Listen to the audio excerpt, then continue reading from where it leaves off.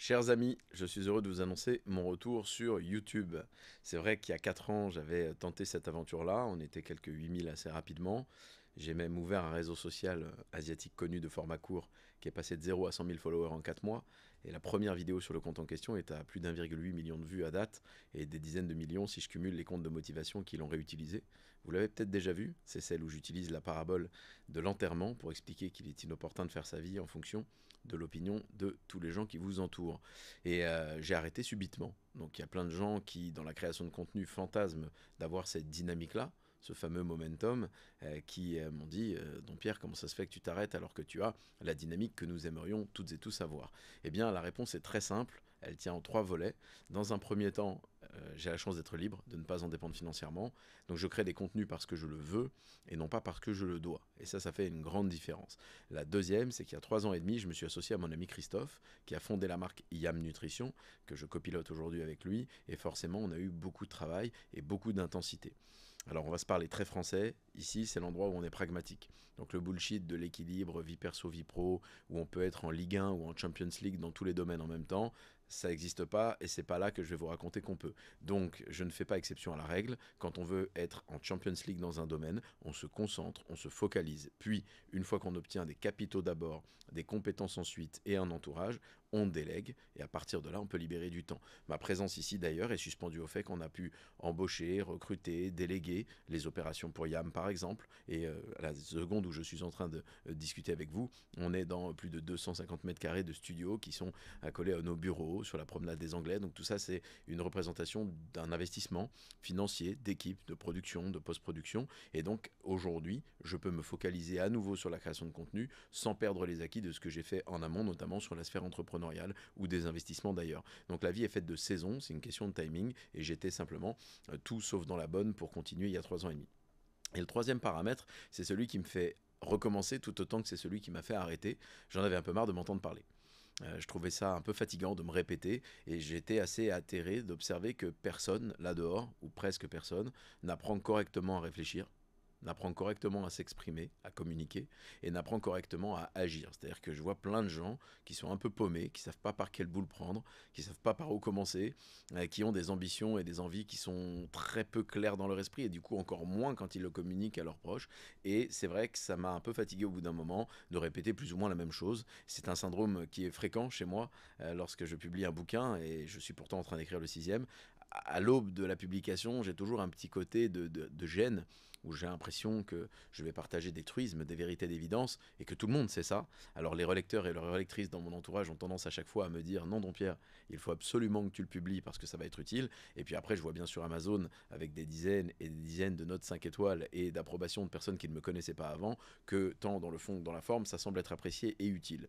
Mais il est vrai que ça m'a fait un peu arrêter parce que à la fin de la journée, je ne réinvente pas la roue, je n'ai pas l'arrogance de croire que j'ai de la magie ou des secrets à vous partager, et je ne suis là que pour parler de mécanique de réflexion. Donc en vérité, une vidéo de 10 à 15 minutes suffirait par effet de transposition à utiliser les choses que je partage pour les appliquer à n'importe quoi. Malheureusement, la répétition est mère de l'apprentissage et j'observe sur le terrain que rien ne bouge, voire même que c'est de pire en pire. Et donc aujourd'hui, c'est la deuxième chose que j'ai à évoquer avec vous dans cette vidéo. Pourquoi je reprends? Simplement parce que je suis fatigué d'observer des gens qui sont tous de plus en plus polarisés, binaires, manichéens, tout est bien, mal, noir, blanc, vrai, faux, juste, injuste, gentil, méchant, j'aime ou j'aime pas, et je trouve que ce raccourci intellectuel est non seulement pesant et épuisant, mais qu'il est en plus extrêmement dangereux.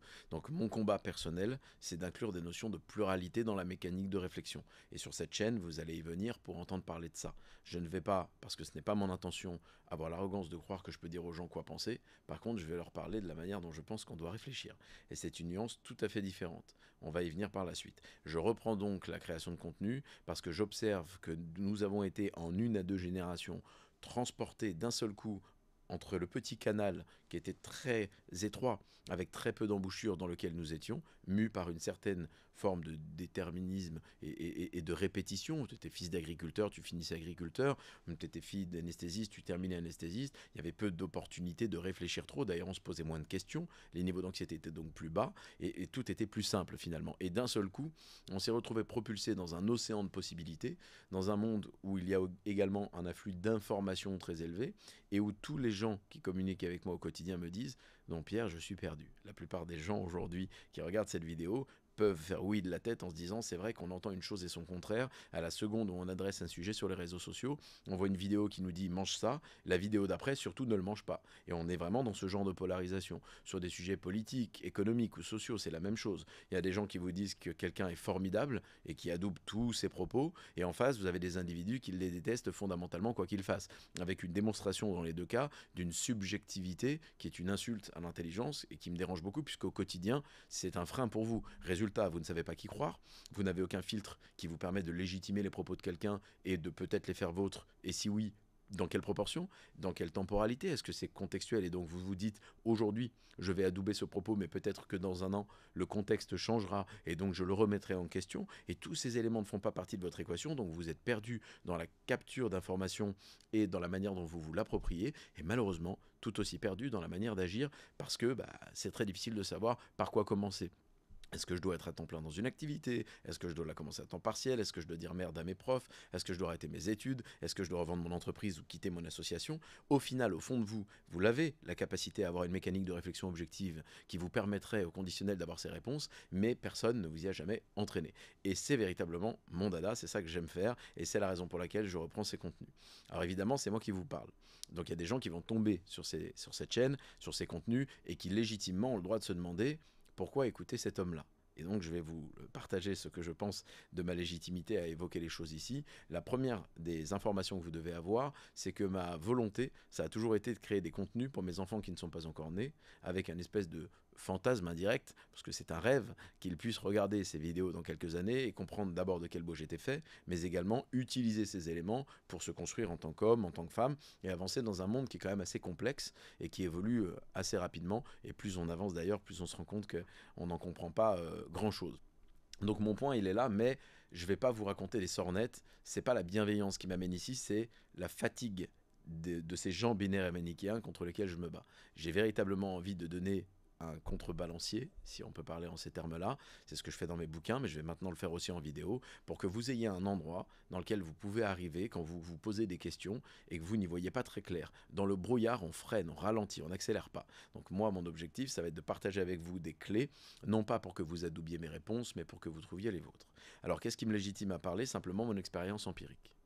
Là dehors sur YouTube, vous voyez tout un tas d'individus qui passent leur temps à étaler leur culture, comme si c'était de la confiture savoureuse de leur grand-mère, à étaler le nombre de livres qu'ils ont lus ou les diplômes qu'ils ont, et c'est ce qui leur donne une figure d'autorité.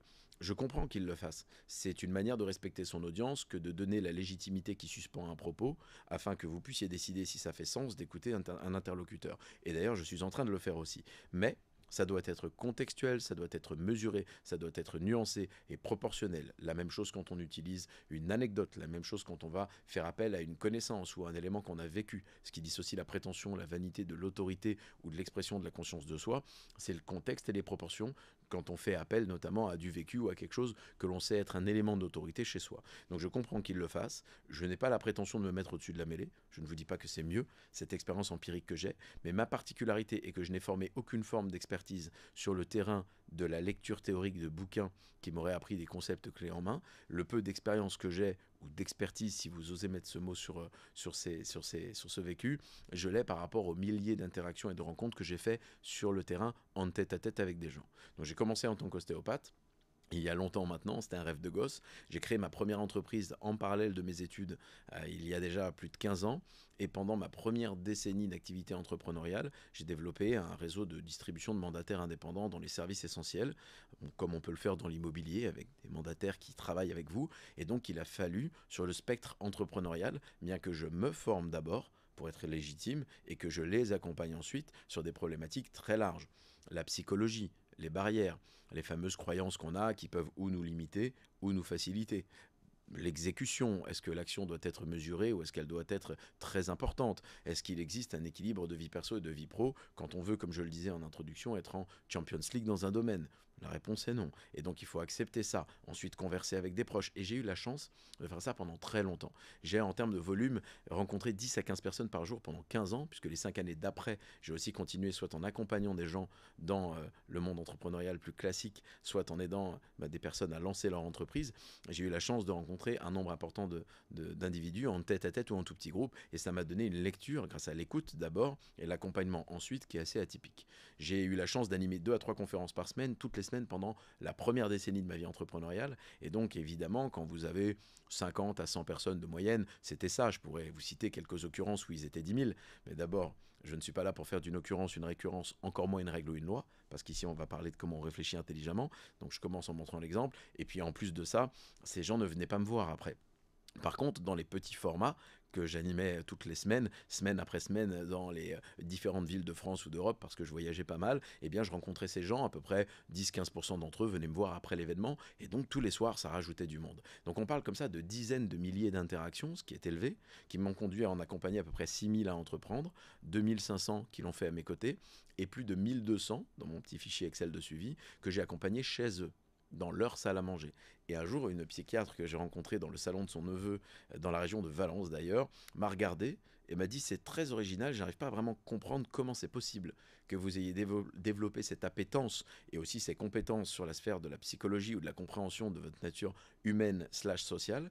Qu'est-ce qui s'est passé? Je lui ai répondu à la mécanique de mes journées, c'est-à-dire de rencontrer les gens, de les écouter d'abord, de les accompagner ensuite, en ayant toujours le prisme de lecture d'être légitime moi-même, puis d'aller chez eux et de confronter leurs proches, leurs familles à des thématiques entrepreneuriales et à la volonté de se lancer sur une nouvelle aventure.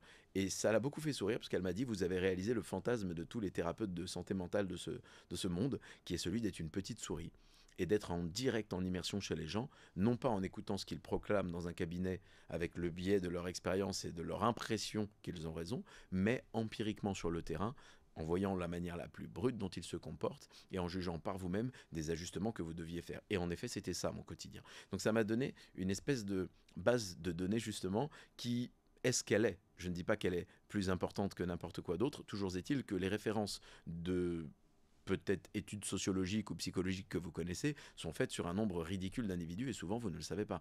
L'expérience de Milgram, qui est très connue, où on étudiait l'obéissance des patients, je crois qu'elle a été faite en 1961 ou 62 de mémoire, elle a été faite sur 40 personnes. Et Milgram a étendu ça à entre 700 et 1000 personnes globalement de mémoire, c'est ridicule. C'est le nombre d'individus que j'accompagnais par mois. Donc forcément, je me présente avec aplomb et avec certitude devant vous. C'est aussi pour ça que j'écris quelques bouquins sur la thématique, parce que j'en ai tiré quelques leçons. J'ai observé certains archétypes, certains schémas qui se répètent, qui sont intéressants à entendre, parce que ce sont des pièges, soit de la pensée, soit de l'action. Parfois, vous vous retrouvez une main devant, une main derrière, à pas comprendre pourquoi quelque chose n'a pas fonctionné, mais je l'ai vu tellement de fois que si vous me posez la question, je sais peut-être vous dire le problème que vous avez. Non pas parce que je pense avoir une réponse à tout, mais parce que je peux vous donner la mécanique de réflexion qui vous permettrait de la trouver vous-même. Et ce point est important. Pourquoi moi, mais également qu'est-ce que vous allez trouver sur cette chaîne? Maintenant que vous comprenez peut-être ce qui peut légitimer mon parcours. Eh bien, vous allez trouver tout sauf des réponses automatiques et universelles à des questions que vous vous posez. Je suis un amoureux de la singularité, c'est d'ailleurs le titre de mon dernier livre. Stop, rien n'est vrai ou faux, tout est contextuel. Mon objectif, c'est de vous partager un message dans lequel on respecte la singularité, parce que la beauté d'un arc-en-ciel réside dans la pluralité de ses couleurs, et il ne faut pas oublier ça, et dans lequel l'objectif, c'est pas que vous pensiez comme moi, que vous ayez les mêmes réponses que moi, mais que votre mécanique de réflexion soit commune. Nous sommes ensemble complices de la résolution d'équations multifactorielles qui sont devant nous, c'est ça la vie, et on est ensemble pour les résoudre parce que c'est notre objectif. Tout le monde veut être en bonne santé mentale et physique, tout le monde veut avoir peut-être plus de capitaux, plus de temps, plus de liberté, plus d'impact, peu importe, mais nous avons grosso modo les mêmes objectifs et aussi les mêmes problématiques dans les fameuses équations. Et donc quand on converse notamment, au lieu d'essayer d'avoir raison, et d'imposer son point de vue comme tout le monde fait, de dire je crée des contenus pour que tout le monde comprenne que j'ai compris et qu'il faut penser comme moi, eh bien ici, on va essayer d'être plus intelligent et quand vous allez venir sur cette chaîne, on va converser en challengeant les biais cognitifs, les notions de nuance, de prorata, de proportion. On va en effet faire des comparaisons en volume et en valeur qui nous permettent d'avoir des points de référence. On va accepter l'importance des archétypes dans une réflexion qui est huilée et qui est la plus objective possible. On va essayer de trouver des points d'intérêt pour en effet se mettre sous le bon angle, peut-être pour trouver des réponses par et pour soi-même, mais également pour voir s'il y a un moment donné, il sera opportun de les challenger. Et c'est véritablement ce qui va être mon focus. Donc je ne suis pas omniscient. Je ne suis pas omnipotent, ce qui signifie que je ne sais pas tout et je ne sais pas tout faire. Ce n'est pas parce que je m'exprime peut-être d'une manière qui vous convient dans la forme que je suis légitime dans le fond sur un sujet spécifique. Et c'est à vous de le challenger, pas de façon compulsive et stupide systématiquement à chaque seconde, mais de faire attention avec je dirais, crédulité qu'il faut suspendre un petit peu pour être dans une position de contrôle en se disant, tiens, qui me parle? Cette personne que j'ai en face de moi semble avoir reconstruit brique après brique chaque élément de ce qu'elle est, et en effet c'est ce que j'ai fait, et je vais partager avec vous comment, mais il faut observer des notions essentielles comme la preuve sociale par exemple, ou bien le long terme, la longévité forge la crédibilité, toutes ces notions pour savoir si vous pouvez écouter quelqu'un. L'avantage dans ma position, bon d'abord, il vous suffit d'aller sur Amazon et en effet de vous balader pour voir que mes contenus semblent être utiles, et à la fois sur les différents commentaires des réseaux sociaux, c'est quelque chose qui est indéniable, et c'est l'avantage du marché de la création de contenu. Il a toujours raison, ce marché-là, et l'attraction est évidente. Mais quoi qu'il arrive, je ne suis pas ici ni pour vendre des accompagnements ni des coachings, je ne fais pas ça, et encore moins pour vous dire j'ai raison, et du coup il faut m'écouter et adouber ma conclusion. Vous venez ici pour avoir une mécanique de réflexion objective dans laquelle vous apprenez pour une fois à tout faire sans être binaire et manichéen, parce que c'est ce que tout le monde est. Quand je vais vous parler de politiciens, de sujets qui sont un peu compliqués, eh bien on va ensemble travailler pour essayer de trouver une réponse qui n'est pas aussi blanche ou noire que vrai ou faux. Donc c'est véritablement mon intention, et c'est la raison pour laquelle je suis content de pouvoir être avec vous, parce que j'ai pas mal de choses à partager. Alors sur cette chaîne, je vais reprendre des formats où je réponds à vos questions. Tout simplement. Ça va être le format le plus facile pour moi. Vous m'en posez tout le temps. Je vais les prendre vraiment spontanément, sans trop les travailler, puisque vous savez que je n'aime pas les scripts, je n'utilise pas de prompteur, je n'ai pas d'appui visuel, ça pourra m'arriver de temps en temps, mais l'idée c'est véritablement que je prenne vos questions et que j'articule la mécanique de réflexion qui est mienne et que je vous réponde comme je le ferais en direct si nous étions en face l'un de l'autre. Ça va donner un caractère authentique à notre échange, puisque, croyez-le, et n'importe qui me connaît le sait, la manière dont je vous parle maintenant, dans la forme mais également dans le fond, c'est la manière dont je parle à tout le monde tout le temps. Donc il n'y a pas de différence. Donc on va être en immersion ensemble. Je vais également relancer les échanges entre capitaines. C'est un format qui va être un petit peu différent de ce que vous voyez dans les interviews ou échanges classiques, puisqu'il ne sera pas unilatéral. Cet échange sera bilatéral, et je vais créer quelque chose d'assez original que vous voyez peu, ou personnellement que j'ai jamais vu, dans laquelle la personne en face de moi va venir pour avoir des informations et pour me poser des questions parce qu'elle veut puiser quelque chose chez moi, et où je vais faire exactement le même exercice. Donc on va être dans quelque chose qui va être une interaction bilatérale autour des compétences des gens, et pas seulement du fameux storytelling qu'on entend tout le temps, de par quoi je commence, où est-ce que je suis né, etc. C'est pas que c'est pas bien, mais souvent les gens que vous aimez bien écouter se répètent, et c'est pas leur faute, c'est parce que les podcasteurs ou les gens qui leur posent des questions leur posent les mêmes questions, et à un moment donné ça devient redondant. Si vous les aimez bien, on va essayer d'aller sur un autre angle. Le troisième gros format que vous allez voir sur cette chaîne, c'est la reprise des masterclass du capitaine. Donc vous le savez, ça cartonnait, c'est un format que vous aimiez beaucoup pour ceux qui me suivaient, pour les gens de la première heure. Je vais le recommencer, on va parler ensemble de sujets qui sont essentiels pendant en moyenne 2 à 5 heures, donc ça va être des formats très longs, des formats assez particuliers, pour le coup, encore une fois, que je n'ai jamais vu sur un réseau social, dans lequel je vais prendre des thématiques que vous me suggérez ou qui me semblent intéressantes, des thématiques d'actualité, et je vais processer de A jusqu'à Z avec vous, calmement, toutes les étapes de carte mentale ou de mind map, pour ceux qui aiment les anglicismes, que j'ai et que j'utilise dans mon esprit pour arriver à une position. Non pas pour être helvétique et avoir des conclusions de neutralité permanente, j'adore nos amis suisses mais ce n'est pas l'objectif, dans la pensée il faut se positionner, mais se positionner contextuellement, se positionner proportionnellement, se positionner intelligemment. Et intelligemment ça veut dire qu'on peut dire ça je suis pour et ça peut-être moins, mais dans tel contexte. Cela ne signifie pas que je ne peux pas changer à un autre moment, et en effet que c'est pertinent de rejeter tous les gens qui ne pensent pas comme moi. Et dans ce monde, sur tous les sujets, je prends Trump, je prends féminisme, je prends argent, il y a des polarités, pour contre, à chaque fois. Et vous avez des abrutis dans un sens ou dans l'autre qui pensent qu'il faut que tout le monde aille dans un sens et qui n'inclut aucune nuance, aucune proportion dans leur raisonnement. On ne va pas faire ça. Donc voilà à peu près le genre de format que vous allez trouver sur cette chaîne, et j'ai hâte de les partager avec vous parce que je pense que ça va swinger.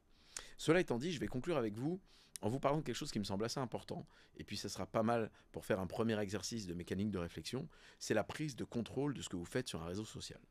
Vous êtes ici, sur une plateforme qu'on appelle YouTube, et vous y allez à dessein. Il n'y a personne qui vous a mis le couteau sous la gorge pour que vous ouvriez cette application et que vous commenciez à m'écouter.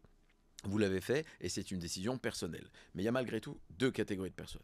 Il y a celles et ceux qui sont des consommateurs de contenu passif, et il y a celles et ceux qui sont des consommateurs de contenu actifs et conscients. Et croyez-le, on est dans 90-10. C'est-à-dire que malheureusement, 90% des gens sur une plateforme scrollent, on appelle ça comme ça, ou regardent un contenu de façon passive. Et même quand vous pensez être actif. Vous faites les courses, vous êtes en voiture, vous m'écoutez là en ce moment pendant que vous faites autre chose, c'est déjà une forme de passivité. Mais pourquoi pas? Ce qui compte, c'est pas seulement ce que vous faites pendant que vous écoutez un contenu, mais également tout ce qui l'entoure. Et j'aimerais vous donner une parabole, une image qui me semble intéressante pour vous rappeler ce qu'est le contenu, sa lecture et son partage sur un réseau social comme YouTube. Parce que croyez-le, avant de me pointer ici et à décider de reprendre massivement la création de contenu, je l'ai plus que réfléchi. YouTube n'est ni plus ni moins qu'une digitalisation d'une salle dans laquelle des êtres humains sont en interaction. Je vais le répéter, c'est important. C'est une digitalisation de ce que font des êtres humains dans la vie réelle et de ce qu'on pourrait faire dans une salle de restaurant, dans une salle, un bar, dans une salle à manger, ou même dehors d'ailleurs. Là, c'est juste digitalisé, mais c'est la même mécanique. Je vous explique ce que je veux dire par là. Quand vous vous pointez sur un réseau social comme celui-ci, vous allez, sur le moteur de recherche, taper une requête. Par exemple, psychologie, développement personnel, thématique galvaudée à laquelle j'aime mettre des uppercuts. Vous allez taper des mots-clés comme comment prendre les bonnes décisions, comment comprendre la nature humaine, etc. Et hop, vous tombez sur un contenu de Don Pierre Albertini ou d'autres personnes, mais pour le moment, vous êtes avec moi. Vous dites, tiens, intéressant, je vais écouter ce qu'il dit. Je vais le solliciter indirectement. C'est une sollicitation. L'usage du moteur de recherche pour qu'on vous présente un contenu, c'est la même chose si on était dans une salle de séminaire à la fin d'une conférence. Vous venez me voir, vous me posez une question, c'est exactement ce qui se passe. Vous sollicitez un tiers pour qu'il vous donne sa lecture d'un sujet, parce que vous avez envie de savoir ce qu'il en pense, vous lui conférez une certaine autorité. Moi, je crée une vidéo, un contenu que je partage et qui vous permet d'entendre ma réponse. C'est une conversation. Alors, il y a une forme d'unilatéralité, je vous l'accorde sur les réseaux sociaux, qui est pas si mal que ça. Ça vous permet de tourner cette fois votre langue dans votre bouche avant de parler, et ça vous permet également d'écouter attentivement, et non pas de couper la parole pour toujours rajouter la vôtre. À partir de ce moment-là, quand vous avez apprécié le propos, dans la vie réelle, qu'est-ce que vous faites? Vous serrez la main. Si vous avez été transcendé par le propos et que ça vous a vraiment apporté beaucoup, vous prenez peut-être le moment d'étreindre la personne qui vous a donné ce temps et cette énergie et ce savoir, et après vous la remerciez. Si vous voulez garder le contact, vous lui demandez son numéro afin de pouvoir la questionner à nouveau et utiliser cette ressource et cette énergie qu'elle vous apporte. Transposons maintenant sur YouTube. Vous faites une requête sur le réseau social, sur le moteur de recherche, tout comme vous me demanderiez quelque chose dans la vie réelle. J'y réponds par une vidéo, tout comme je le ferais en conversation. Une fois que ça vous a plu, la manière de me serrer la main ou de me faire une accolade, c'est de mettre un like, c'est de mettre un commentaire pour dire merci, ce point que tu as adressé m'a aidé, ce qui me permet aussi moi en tant qu'individu d'avoir un retour sur la pertinence du fond de mon propos et pas seulement de la forme. Et puis à un moment donné, vous jouez le jeu du soutien, du temps que la personne a pris pour vous répondre, en lui donnant une dynamique, puisque vous le savez sur les réseaux sociaux, c'est comme ça que ça se passe. Mais en enlevant ce paramètre, c'est aussi du bon sens, c'est de l'élégance, et j'ai envie de dire de l'éducation. Parce que dans la vie réelle, vous ne poseriez pas une question à quelqu'un à qui vous conférez une autorité pour lui tourner le dos une fois qu'il vous a répondu sans jamais rien faire. Vous lui diriez merci, le like, vous lui serreriez la main ou vous le prendriez dans vos bras si vous êtes touché par ses propos. Ça, c'est le commentaire. Et puis, pour garder le contact et pouvoir le questionner à nouveau et obtenir d'autres réponses, eh bien, vous lui demanderiez son numéro de téléphone ou n'importe quel moyen de rester en lien. Eh bien, ça, c'est l'abonnement et la petite cloche qui vous permet de savoir quand il y a une vidéo qui se pointe. Vous voyez, c'est une lecture tout à fait différente du fameux abonnez-vous, faites ci. Je suis pas dans l'injonction, moi. Ici, je veux que vous développiez une capacité intellectuelle autonome, qui est celle de ne pas avoir besoin d'un timer pour acheter un produit, parce que vous élevez le niveau de conscience que vous avez de vous, des autres et du monde, et donc de vos besoins primaires, on y viendra, et également un endroit dans lequel vous n'êtes pas toujours motivé et stimulé par des gens qui vous poussent du plongeoir, mais que vous développiez cette autonomie de sauter par vous-même. À la fin de cette vidéo, parce que maintenant je pense qu'on est plutôt dans le camp des 10% que des 90%, vous allez vous dire « Waouh, je ne l'avais jamais vu comme ça, je vais mettre un like, un commentaire, m'abonner et peut-être même partager le contenu parce que je pense que cette connaissance peut apporter à des tiers et qu'il y a des gens autour de moi qui apprécieraient qu'on se pose le midi pour regarder les vidéos et pour arrêter d'être trop dogmatique et essayer d'imposer notre façon de voir les choses de façon prosélyte et insupportable, comme s'il n'y avait qu'une seule réponse universelle à des réalités singulières. Peut-être que ça peut vous aider et que je vais servir de bras armé contre ces personnes qui sont dans un délire binaire et polarisé que vous supportez difficilement au quotidien vous aussi. Donc on est ensemble pour ça, c'est ce qui va se passer sur cette chaîne et je vous préviens, ça va swinguer, donc accrochez vos ceintures, le capitaine est de retour.